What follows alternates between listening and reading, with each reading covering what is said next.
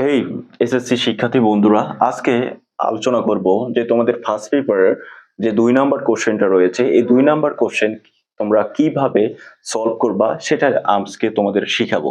দেখো ২ number question গুলো কিভাবে করা হয়ে থাকে। সাধারণত ২ নাম্বার যে কোশ্চেন গুলো দেওয়া হয়ে থাকে সেটা WH অর দ্বারাই তোমাদেরকে কোশ্চেন করা হয়। দেখো কোশ্চেন যেমন WH কোশ্চেন প্যাটার্নটা দেখো, WH অর থাকবে, তারপরে অক্সিলারি ভার্ব থাকবে, তারপরে মেইন ভার্ব, তারপরে সাবজেক্ট, তারপরে মেইন ভার্ব, তারপরে অবজেক্ট বা আদার।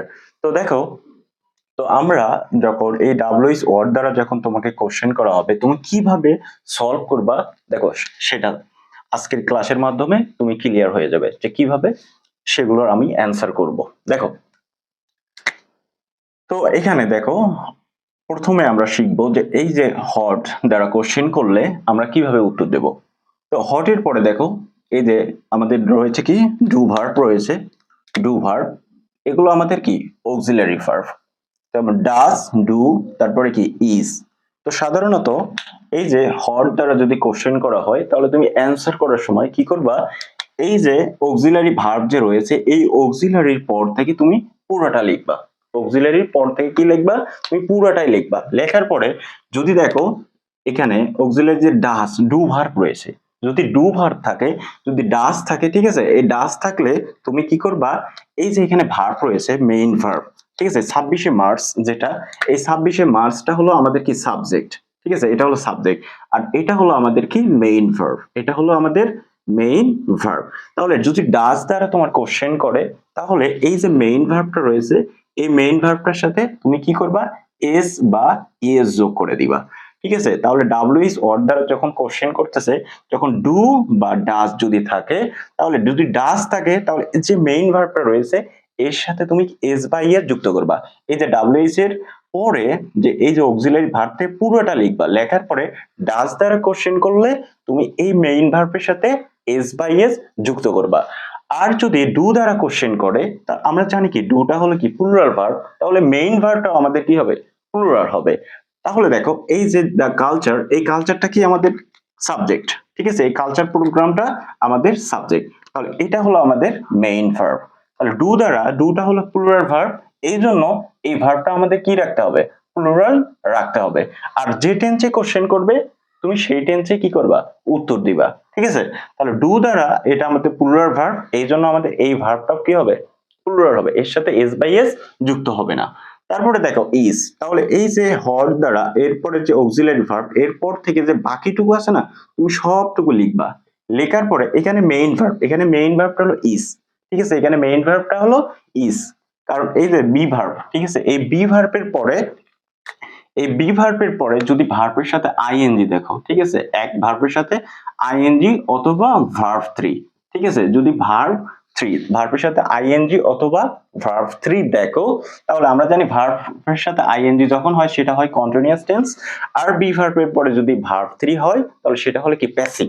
ঠিক আছে, তাহলে এই কোশ্চেন কোড যদি কন্টিনিউয়াসলি তোমাকে কোশ্চেন করে তাহলে এই বি ভার্বটা তুমি এর আইএনজির আগে বসাবা, যদি প্যাসিভে করে তাহলে এর আগে বসাবা। ঠিক আছে, এই যে ডাব্লিউএইচ ওয়ার্ড এরপরে তুমি পুরোটা লিখবা, লেখার পরে এই যে বি ভার্ব, এই বি ভার্বটা তুমি বসে দিবা। ঠিক আছে, যদি কন্টিনিউয়াস হয় তাহলে ভার্বের সাথে আইএনজি, এখানে তোমার ভার্বের সাথে আইএনজি যুক্ত থাকবে, ভার্ব থাকবে অথবা ভার্ব 3 থাকবে, তার আগে তুমি এই যে বি ভার্বটা বসে দিবা। ঠিক আছে, তো এইভাবে তারপরে তোমার যে এখানে যেটা তোমার কাছে জানতে চেয়েছে সেটা তুমি প্যাসেজ থেকে বের করে লিখে দিবা। ঠিক আছে, তারপরে তোমার হয় দ্বারা যদি কোশ্চেন করে, হয় দ্বারা কোশ্চেন করে, হয় দ্বারা কি, কেন, কেন বলতেছে why do you need skill, আমাদের কেন দক্ষতা দরকার। কেন দরকার যদি হয় দ্বারা কোশ্চেন করে তাহলে আমরা অ্যানসার করব বিকজ দ্বারা। ঠিক আছে, আমরা যদি হয় দ্বারা কোশ্চেন করে আমরা অ্যানসার কি করব, তো আমরা বিকজ দ্বারা করব।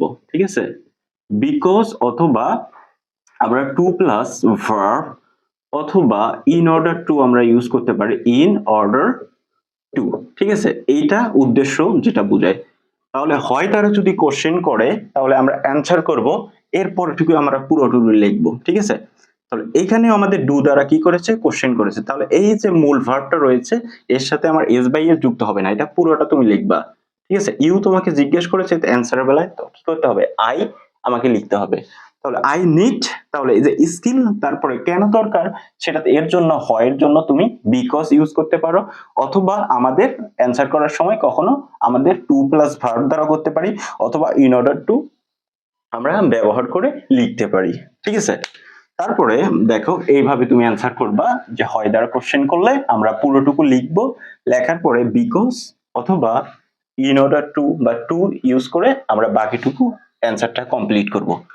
তারপরে দেখো হয়, হয়টা আমরা শিখলাম। এরপরে যদি হাউ দ্বারা কোশ্চেন করে, হাউ দ্বারা কোশ্চেন করলে আমরা হাউ দ্বারা কোশ্চেন করে যা জিজ্ঞেস করা হয়, মানে এটা হাউ দ্বারা কোশ্চেন করলে কি বোঝায়, কিভাবে অথবা কেমন করে। ঠিক আছে, কেমন করে।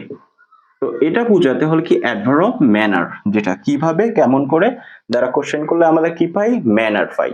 তাহলে আমরা ম্যানার, তাহলে এই যে পুরোটা আমরা লিখবো, এখানে কি দ্বারা কোশ্চেন করেছে, ডিড। তাহলে ডিড দ্বারা যদি কোশ্চেন করে আমরা কি ভার্বটা কি করে দেবো, এখানে পাস্ট টেন্সে কোশ্চেন করেছে ডিড, এই জন্য আমরা ভার্বটাকে কি করে দেবো, আমরা পাস্ট করে দেবো। ঠিক আছে, এটাও কি করে দেবো, পাস্ট। তাহলে এই যে দেখো, তাহলে এখান থেকে আমাদের এটা হলো দা পাকিস্তানি আর্মি, পাকিস্তান আর্মি, এটা হলো আমাদের সাবজেক্ট, এটা হলো আমাদের কি মেইন ভার্ব, মেইন ভার্ব। তাহলে আমরা শিখেছিলাম যে ডাজ দ্বারা কোশ্চেন করলে এটা আমাদের কি ডু ডাজ হলো প্রেজেন্ট টেন্স, এই জন্য আমাদের অ্যান্সারটাও কি হবে, প্রেজেন্ট টেন্স। এখানে কি পাস্ট টেন্সে করেছে, এজন্য আমাদের কি করতে হবে, মূল ভার্বটাও পাস্ট টেন্সে করতে হবে। তাহলে এটা আমাদের কি করে দেবো, যে পাকিস্তান, দা পাকিস্তান আর্মি, এখানে কিল্ড হয়ে যাবে। ঠিক আছে, কিল্ড পিপল, তারপরে কেমন করে কিভাবে হত্যা করেছিল। ঠিক আছে, এটা অ্যাডভার্ব ম্যানার, কিভাবে কেমন করে তারা কোশ্চেন করলে কি পাওয়া যায়, ম্যানার পাওয়া যায়। তুমি এটা বসে দিয়ে তোমার যে প্যাসেজে তুমি যেটা পড়েছো, যে যে অ্যান্সারটা আমাদের এখানে লাগবে সেটা তুমি বসে দিবা। ঠিক আছে, তারপরে আমাদের হয়েন, হয়েন দ্বারা কি বোঝাচ্ছে ভাই, হয়েন দ্বারা সময় বোঝাচ্ছে, হয়েন দ্বারা কি বোঝাইতেছে, সময়। তাহলে হয়েন দ্বারা যদি কোশ্চেন করে তাহলে তুমি সময় অ্যান্সার, ঠিক আছে, সময় বসাবা।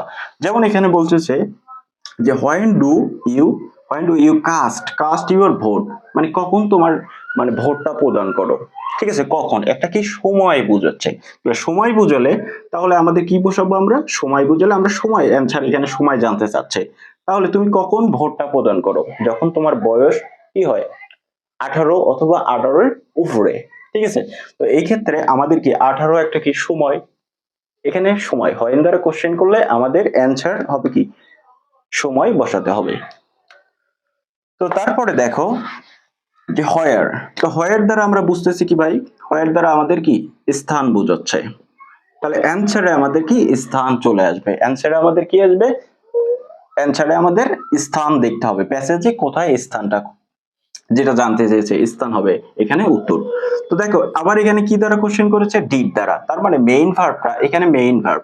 তাহলে এই যে ডু ডাজ ডিড, এদের পরে সবসময় কি থাকে, এদের পরে আমাদের থাকে মেইন ভার্ব, এটা হলো অক্সিলারি ভার্ব, আর এটা থাকে, এটা আমাদের কি মেইন ভার্ব, মেইন ভার্ব। তাহলে ডিড দ্বারা কোশ্চেন করেছে, তার মানে কি অ্যানসারটাও আমাদের কি হবে, পাস্ট টেন্সে হবে।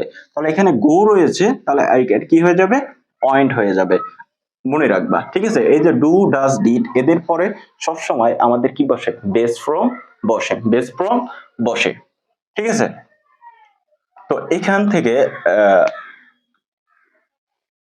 তো তোমরা যদি এই যে আমি যে কয়টা এখানে ডাব্লিউএইচ ওয়ার্ডের ব্যবহার যে আলোচনা করলাম, তোমরা যদি এটা ফলো করো তাহলে আশা করা যায় তোমরা এই যে 2 নাম্বার যে কোশ্চেন, ফার্স্ট পেপার যে 2 নাম্বার কোশ্চেনটা যে 10 মার্কের, তাহলে আশা করা যায় তুমি 10-এ 10 পাবা।